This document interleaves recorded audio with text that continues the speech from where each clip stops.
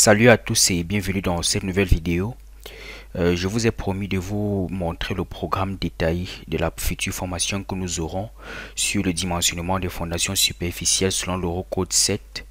Donc ce programme détaillé vous est présenté dans cette vidéo. Donc la formation va s'articuler comme suit. Nous allons commencer par voir les bases de calcul géotechnique selon l'Eurocode 7.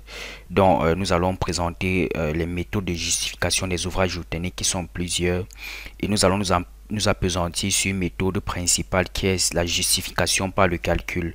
Et nous verrons tous les détails de l'Eurocode 7 pour cette méthode de justification par le calcul.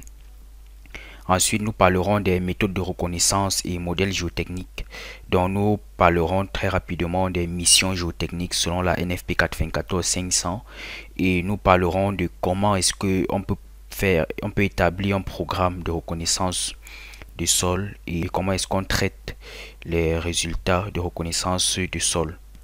Et ces résultats nous permettent évidemment de pouvoir élaborer un modèle géotechnique. Donc nous verrons comment est-ce que les modèles géotechniques peuvent être élaborés d'une manière cohérente et assez réaliste.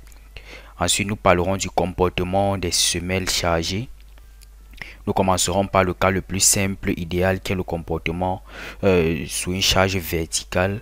Mais nous savons tous que la semelle n'est pas toujours sollicitée par des charges verticales. Si nous prenons par exemple le cas des murs de soutènement, nous avons deux composants. Nous avons une composante verticale qui s'applique sur la base, qui résulte du poids propre du mur de soutènement. Et nous avons la composante horizontale, qui est la poussée des terres. Ce qui fait que la résultante est une force inclinée. Nous verrons ces cas particuliers, le cas d'une charge inclinée, d'une charge excentrée. Et enfin, nous verrons les principes de justification des semelles superficielles. Ensuite, nous parlerons de la capacité portante du sol dans différentes conditions. Nous commencerons par voir le comportement du sol à la rupture et nous verrons également la formule générale de vérification de la capacité portante et nous ferons une brève introduction sur les coefficients de sécurité que nous détaillerons davantage dans le cadre de la formation.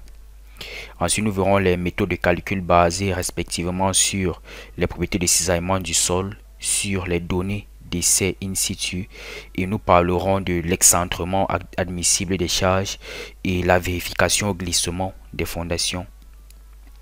Enfin, nous verrons comment estimer le tassement des fondations superficielles et ici, nous parlerons de la méthode basée sur la théorie d'élasticité.